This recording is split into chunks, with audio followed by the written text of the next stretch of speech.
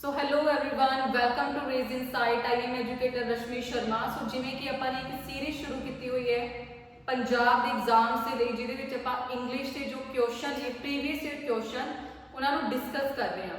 ਸੋ ਹੁਣ ਤੱਕ ਆਪਾਂ ਕਾਫੀ ਸਾਰੀ ਵੀਡੀਓਜ਼ ਆਲਰੇਡੀ ਡਿਸਕਸ ਕਰ ਚੁੱਕੇ ਹਾਂ, ਜਿਸ ਦੇ ਵਿੱਚ ਆਪਾਂ ਨੇ active passive, narration, one word substitution या फिर अपने वोकैबुलरी काफ़ी सारे टॉपिक ਆਪਾਂ डिस्कस कर चुके हैं। सो आज ਦੀ ਵੀਡੀਓ ਦੇ ਵਿੱਚ ਆਪਾਂ डिस्कस ਕਰਾਂਗੇ एरर डिटेक्शन ਦੇ क्वेश्चन, जिस ਦੇ ਨਾਲ ਤੁਸੀਂ ਗ੍ਰਾਮੈਟਿਕਲ ਰੂਲਸ ਨੂੰ ਵੀ ਸਿੱਖ ਸਕਦੇ ਹੋ। सो आज ਦਾ ਜਿਹੜਾ ਆਪਣਾ ਸਭ ਤੋਂ ਪਹਿਲਾ क्वेश्चन है that is question number 1। So question number 1 is I was the man whom they thought was dead। ਤਾਂ ਤੁਸੀਂ ਇਸ क्वेश्चन ਦੇ ਵਿੱਚ एरर ਨੂੰ फाइंड आउट करना है कि ਕਿਹੜੇ पार्ट ਦੇ ਵਿੱਚ ਆਪਣੀ ग्रामेटिकल एरर है। ਹੁਣ ਦੇਖੋ ਇਹ क्वेश्चन बेसिकली अपना प्रोनाउन टॉपिक ਤੋਂ ਬਿਲੋਂਗ ਕਰਦਾ ਹੈ। ਇਹ ਜਿਹੜਾ ਆਪਣਾ क्वेश्चन है ਇਹ ਕਿਸ टॉपिक ਦਾ ਹੈ? प्रोनाउन। ਹੁਣ ਜਿਵੇਂ ਆਪਣੇ ਕੋਲੇ ਸੈਂਟੈਂਸ ਗਿਵਨ ਹੈ I was the man whom they thought was dead। ਤਾਂ ਇਸ क्वेश्चन ਚ ਕਿਹੜੇ ਪਾਰਟ ਦੇ ਵਿੱਚ एरर है? That is the part number C। क्योंकि इत्थे ਆਪਾਂ whom ਦੀ ਜਗ੍ਹਾ ਤੇ ਕਿਹੜਾ ਰਿਲੇਟਿਵ ਪ੍ਰੋਨਾउन ਯੂਜ਼ ਕਰਾਂਗੇ? who ਰਿਲੇਟਿਵ ਪ੍ਰੋਨਾउन ਯੂਜ਼ ਕਰਾਂਗੇ, ਜਿਸ ਦਾ ਰੀਜ਼ਨ ਕੀ ਹੈ? whom ਆਪਣੇ ਕੋਲ ਆਬਜੈਕਟਿਵ ਪ੍ਰੋਨਾउन ਹੈ ਤੇ who ਆਪਣੇ ਕੋਲ ਕੀ ਹੈ? ਸਬਜੈਕਟਿਵ ਪ੍ਰੋਨਾउन ਹੈ। ਤਾਂ ਇਸ ਸੈਂਟੈਂਸ ਦੇ ਵਿੱਚ ਬੇਸਿਕਲੀ ਆਪਾਂ ਕਿਸੇ ਪਾਰਟਿਕੂਲਰ ਪਰਸਨ ਬਾਰੇ ਗੱਲ ਕਰ ਰਹੇ ਹਾਂ, ਜੋ ਪਰਸਨ ਆਪਾਂ ਨੂੰ ਕਿਹਦੇ ਵਿੱਚ ਦਿੱਤਾ ਹੋਇਆ ਹੈ? ਸਬਜੈਕਟ ਦੇ ਵਿੱਚ ਦਿੱਤਾ ਹੋਇਆ ਹੈ। I ਕੀ ਹੈ? ਆਪਣਾ ਸਬਜੈਕਟਿਵ ਪ੍ਰੋਨਾउन ਹੈ। ਤਾਂ ਉਸ ਤੋਂ ਬਾਅਦ ਅਗਰ ਆਪਾਂ ਰਿਲੇਟਿਵ ਪ੍ਰੋਨਾउन ਵੀ ਯੂਜ਼ ਕਰਾਂਗੇ, ਇਹ ਰਿਲੇਟਿਵ ਪ੍ਰੋਨਾउन ਵੀ ਕਿਹਦੇ ਵਿੱਚ ਹੋਣਾ ਚਾਹੀਦਾ ਹੈ? ਸਬਜੈਕਟਿਵ ਫਾਰਮ 'ਚ ਹੋਣਾ ਚਾਹੀਦਾ ਹੈ। ਸੋ ਆਪਣੇ ਕਿਹੜੇ ਪਾਰਟ 'ਚ ਐਰਰ ਹੈ? That is part number C। whom ਦੀ ਜਗ੍ਹਾ ਤੇ ਕੀ ਆਏਗਾ? who ਆਏਗਾ। So moving to next one, question number 2। So question number 2 भी सेम क्वेश्चन है जो कि अपन ने फर्स्ट रूल डिस्कस किया है, उसके बेस पे है। तो question number 2 is the patient who you so diligently nursed to help has suddenly died, no error। ਹੁਣ ਦੇਖੋ ਇੱਥੇ ਆਪਾਂ ਕਿਸੇ ਅਨਨੋਨ ਪਰਸਨ ਬਾਰੇ ਗੱਲ ਕਰ ਰਹੇ ਹਾਂ। ਹੁਣ ਪੇਸ਼ੈਂਟ ਕੀ ਹੈ? ਬੇਸਿਕਲੀ ਥਰਡ ਪਰਸਨ ਹੈ। ਤੁਸੀਂ ਇਵੇਂ ਕੰਸੀਡਰ ਕਰ ਸਕਦੇ ਹੋ ਕਿ ਪੇਸ਼ੈਂਟ ਕੀ ਹੈ? ਥਰਡ ਪਰਸਨ ਹੈ। ਤਾਂ ਪੇਸ਼ੈਂਟ ਆਪਣੇ ਕੋਲ ਕਿਸ ਤਰ੍ਹਾਂ ਦਾ ਪ੍ਰੋਨਾउन ਹੋ ਗਿਆ? ਆਬਜੈਕਟਿਵ ਪ੍ਰੋਨਾउन ਹੈ। ਤਾਂ ਇਸ ਕੇਸ ਦੇ ਵਿੱਚ ਆਪਾਂ ਆਬਜੈਕਟਿਵ ਪ੍ਰੋਨਾउन ਯੂਜ਼ ਕਰਾਂਗੇ who। ਜਿਵੇਂ ਇੱਥੇ who ਯੂਜ਼ ਕੀਤਾ ਹੈ ਤਾਂ ਇਹਦੀ ਜਗ੍ਹਾ ਤੇ ਕੀ ਆਣਾ ਚਾਹੀਦਾ ਹੈ? whom ਆਣਾ ਚਾਹੀਦਾ ਹੈ, ਕਿਉਂਕਿ whom ਆਪਣਾ ਕੀ ਹੈ? ਆਬਜੈਕਟਿਵ ਪ੍ਰੋਨਾउन। फर्स्ट वाले सेंटेंस ਦੇ ਵਿੱਚ ਆਪਾਂ ਨੂੰ I ਗਿਵਨ ਸੀਗਾ ਜੋ ਕਿ ਆਪਣਾ ਸਬਜੈਕਟਿਵ ਪ੍ਰੋਨਾउन ਹੈ। ਤਾਂ ਜਦੋਂ ਵੀ ਆਪਣੇ ਕੋਲ ਪ੍ਰੋਨਾउन ਦਾ ਕੁਐਸਚਨ ਆਉਂਦਾ ਹੈ ਤਾਂ ਸੇਮ ਸੈਂਟੈਂਸ ਦੇ ਵਿੱਚ ਜੋ ਆਪਣੇ ਪ੍ਰੋਨਾउन ਹੋਣੇ ਚਾਹੀਦੇ ਨੇ ਉਹ ਸੇਮ ਫਾਰਮ 'ਚ ਹੋਣੇ ਚਾਹੀਦੇ ਨੇ। ਜਾਂ ਤਾਂ ਦੋਨੋਂ ਸਬਜੈਕਟਿਵ ਪ੍ਰੋਨਾउन ਹੋਣੇ ਚਾਹੀਦੇ ਨੇ ਜਾਂ ਫਿਰ ਆਪਣੇ ਕੋਲ ਦੋਨੋਂ ਹੋਣੇ ਚਾਹੀਦੇ ਨੇ objective pronoun. Next one is question number 3। So question number 3 is either he or I R mistaken. ਹੁਣ ਇਹਦੇ ਵਿੱਚ ਕਿਹੜਾ ਗ੍ਰਾਮੈਟਿਕਲ ਰੂਲ ਲੱਗਿਆ ਹੈ? ਜਦੋਂ ਵੀ ਆਪਾਂ ਕਿਸੇ ਸੈਂਟੈਂਸ ਦੇ ਵਿੱਚ ਈਦਰ ਔਰ ਦਾ ਯੂਜ਼ ਕਰਦੇ ਹਾਂ, ਆਪਣੇ ਕੋਲ ਈਦਰ ਤੋਂ ਬਾਅਦ ਇੱਕ ਸਬਜੈਕਟ ਹੈ, ਈਦਰ ਤੋਂ ਬਾਅਦ ਸਬਜੈਕਟ ਗਿਵਨ ਹੈ, ਔਰ ਤੋਂ ਬਾਅਦ ਸਬਜੈਕਟ ਗਿਵਨ ਹੈ। ਤਾਂ ਇਸ ਕੇਸ ਦੇ ਵਿੱਚ ਜੋ ਵੀ ਆਪਾਂ ਵਰਬ ਯੂਜ਼ ਕਰਾਂਗੇ, ਇਹ ਵਰਬ ਕਿਹੜੇ ਸੈਂਟੈਂਸ ਦੇ ਕਿਹੜੇ ਸਬਜੈਕਟ ਦੇ ਅਕੋਰਡਿੰਗ ਐਕਟ ਕਰੇਗੀ? Subject number 2। ਹੁਣ ਦੇਖੋ ਜਿਵੇਂ ਇੱਥੇ ਸਬਜੈਕਟ ਨੰਬਰ 2 ਕੌਣ ਹੈ? I ਹੈ। ਤਾਂ I ਤੋਂ ਬਾਅਦ ਬੇਸਿਕਲੀ ਆਪਾਂ ਕੀ ਯੂਜ਼ ਕਰਾਂਗੇ? am ਯੂਜ਼ ਕਰਾਂਗੇ, r ਦਾ ਯੂਜ਼ ਨਹੀਂ ਕਰਾਂਗੇ। ਤਾਂ ਕਿਹੜੇ ਪਾਰਟ ਦੇ ਵਿੱਚ ਐਰਰ ਹੈ? दैट इज ਪਾਰਟ ਨੰਬਰ 3 ਕਿ ਈਦਰ ਦੇ ਨਾਲ ਆਪਣਾ ਸੈਕਿੰਡ ਕਨੈਕਟਰ ਕੀ ਆਉਂਦਾ ਹੈ? ਔਰ ਇਸ ਕੇਸ ਜੋ ਆਪਾਂ ਵਰਬ ਯੂਜ਼ ਕਰਾਂਗੇ ਇਹ ਵਰਬ ਸੈਕਿੰਡ ਸਬਜੈਕਟ ਦੇ ਅਕੋਰਡਿੰਗ ਐਕਟ ਕਰਦੇ ਆ। ਅਗਰ ਸੈਕਿੰਡ ਸਬਜੈਕਟ ਆਪਣਾ ਸਿੰਗੂਲਰ ਹੈ ਆਪਾਂ ਵਰਬ ਸਿੰਗੂਲਰ ਯੂਜ਼ ਕਰਾਂਗੇ, ਅਗਰ ਪਲੂਰਲ ਹੈ ਦੈਨ ਆਪਾਂ ਵਰਬ ਯੂਜ਼ ਕਰਾਂਗੇ plural. Next one is question number 4. So question number 4 is many a men have migrated to London। So इस एक क्वेश्चन है जिहड़ा इस सब्जेक्ट वर्ब एग्रीमेंट टॉपिक दा है। हुण इत्थे किहड़ा रूल इंप्लीमेंट हो रहा है कि अगर किसी भी सेंटेंस की शुरुआत होंदी है मैनी अ स्ट्रक्चर तो, अगर अपना सेंटेंस किस तो शुरू होंदा है? मैनी अ स्ट्रक्चर तो शुरू होंदा है। ਤਾਂ ਉਸ ਤੋਂ ਬਾਅਦ ਆਪਾਂ ਨਾउन ਕਿਹੜਾ ਯੂਜ਼ ਕਰਾਂਗੇ? ਸਿੰਗੂਲਰ ਨਾउन। ਮੈਨੀ ਅ ਸਟਰਕਚਰ ਤੋਂ ਬਾਅਦ ਆਪਾਂ ਨਾउन ਕਿਹੜਾ ਯੂਜ਼ ਕਰਾਂਗੇ? ਸਿੰਗੂਲਰ ਨਾउन। ਤੇ ਆਪਾਂ ਵਰਬ ਵੀ ਕਿਹੜੀ ਯੂਜ਼ ਕਰਾਂਗੇ? Singular verb. ਇਸ ਕੇਸ ਦੇ ਵਿੱਚ ਆਪਾਂ ਵਰਬ ਵੀ ਕਿਹੜੀ ਯੂਜ਼ ਕਰਾਂਗੇ? ਸਿੰਗੂਲਰ। ਜਿਵੇਂ ਇੱਥੇ ਲਿਖਿਆ ਹੈ ਮੈਨੀ ਅ ਮੈਨ। ਹੁਣ ਮੈਨ ਕੀ ਹੈ? ਆਪਣੇ ਕੋਲ ਸਿੰਗੂਲਰ ਨਾउन ਹੈ ਤੇ वर्ब भी अपने को की होनी चाहिए चाहिए, हैज आना चाहिए। किहड़े पार्ट च एरर है, that is part number B. So तुसी रूल भी याद रख सकते हो और किस तरीके नाल आपां इहनूं सॉल्व करना है ये भी देख सकते हो। Next one is question number 5। So question number 5 is the wages of sin are death no error. हुण ये जिहड़ा अपना क्वेश्चन है ये नाउन टॉपिक तो है, ये क्वेश्चन किहड़े टॉपिक तो है, नाउन। हुण जिवें इत्थे लिखिआ है the wages of sin are death.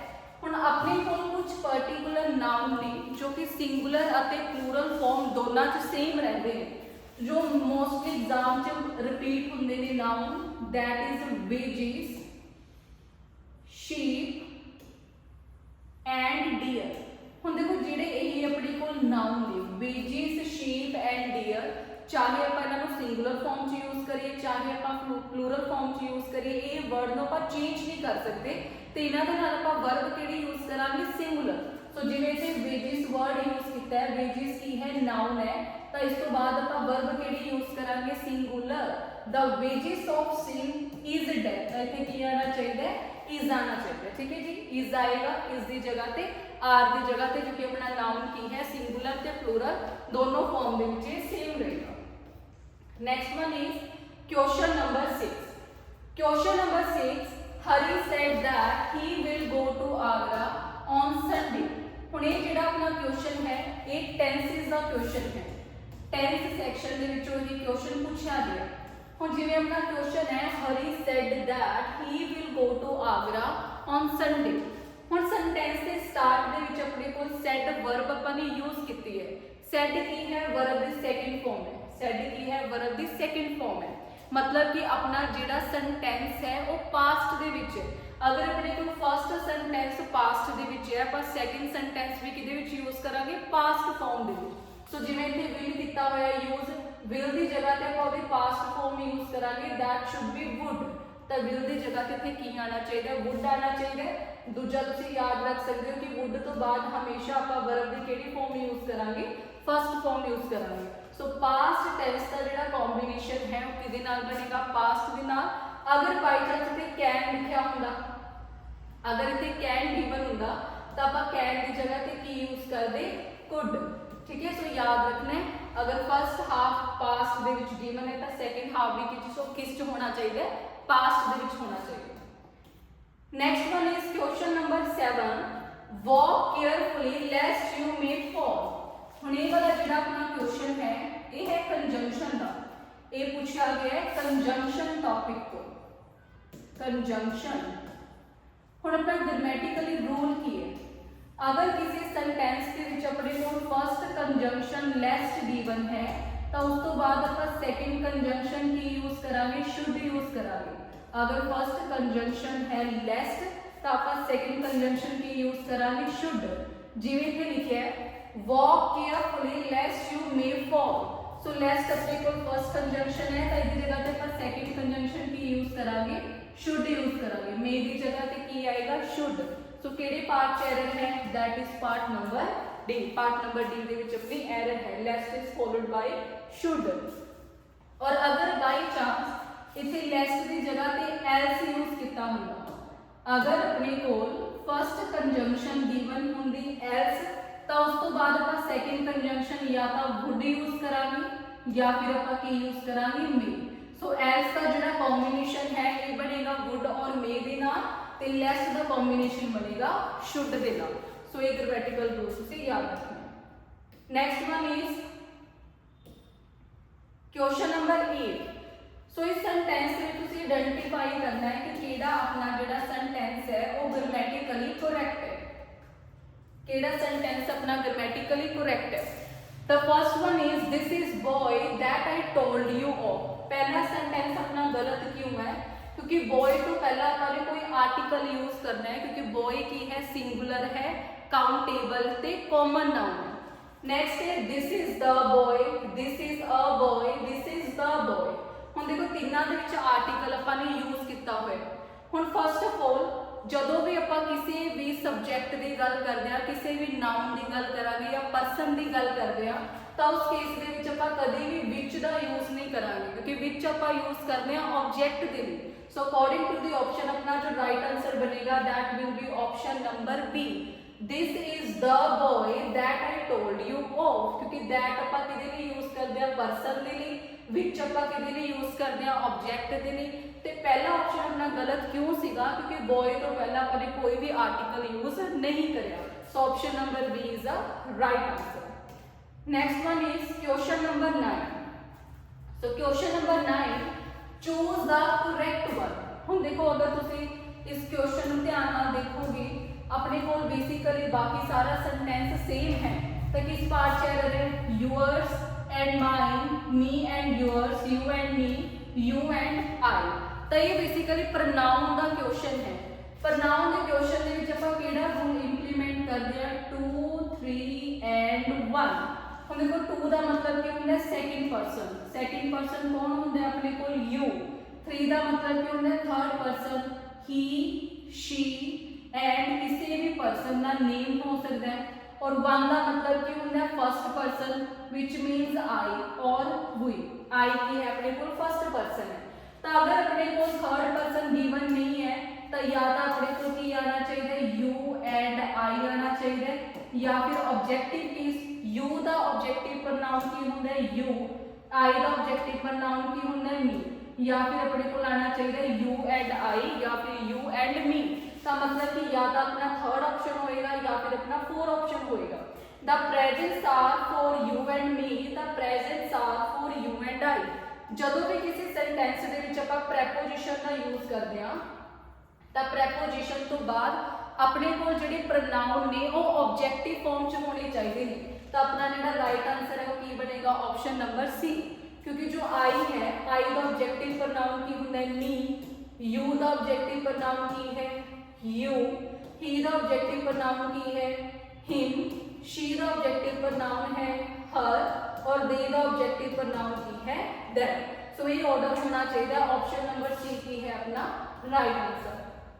so the last question is question number 10, 2/3 of the book were completed। ਹੁਣ ਦੇਖੋ ਇਹ ਆਪਣੇ ਕੋਲ ਸਬਜੈਕਟ ਵਰਬ ਐਗਰੀਮੈਂਟ ਦਾ क्वेश्चन है। सो ਜਦੋਂ ਵੀ ਆਪਾਂ फ्रैक्शन ऑफ वैल्यू ਦੀ ਗੱਲ ਕਰਾਂਗੇ, ਜਦੋਂ ਵੀ ਕਿਸੇ ਸੈਂਟੈਂਸ ਦੇ ਵਿੱਚ ਆਪਾਂ ਫ੍ਰੈਕਸ਼ਨ ਦੀ ਗੱਲ ਕਰਦੇ ਆ, ਲਾਈਕ 2/3 1/4 1/5, ਇਹਨੂੰ ਬੇਸਿਕਲੀ ਆਪਾਂ ਕੀ ਬੋਲਦੇ ਆ, ਫ੍ਰੈਕਸ਼ਨ ਬੋਲਦੇ ਆ। ਤਾਂ ਫ੍ਰੈਕਸ਼ਨ ਤੋਂ ਬਾਅਦ ਆਪਣੇ ਕੋਲ ਸੈਂਟੈਂਸ ਦੇ ਵਿੱਚ ਜਿਹੜਾ ਨਾउन ਹੋਣਾ ਚਾਹੀਦਾ ਹੈ, ਇਹ ਨਾउन किस तरह का होना चाहिए, सिंगुलर। और उस तो बाद अपने को वर्ब भी केड़ी होनी चाहिए, सिंगुलर वर्ब होनी चाहिए। अगर किसी सेंटेंस के विच आपां फ्रैक्शन यूज कर रहे हैं, उस तो बाद नाउन भी सिंगुलर होना चाहिए ते वर्ब भी की होनी चाहिए, सिंगुलर। जिवें इत्थे लिखिआ 2/3 ऑफ द बुक्स नहीं आएगा, इत्थे की आएगा, बुक आएगा, वर्ब नहीं आएगा, इत्थे की आएगा, वाज आएगा। सो बेसिकली इस सेंटेंस को जान के गलत किया गया कि ताकि तुहानूं प्रॉपर समझाया जाए, ठीक है। सो इसके दो पार्ट चल रहे हैं, that is part number B and part number C. So fraction तो बाद हमेशा आप सिंगुलर नाउन यूज करांगे एंड सिंगुलर वर्ब।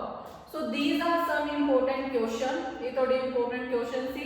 हरेक टॉपिक के विचों एक एक क्वेश्चन लिया गया है ताकि तुहानूं जो रूल्स ने ग्रामेटिकली और चंगी तरह समझ आ जाए। So thank you so much.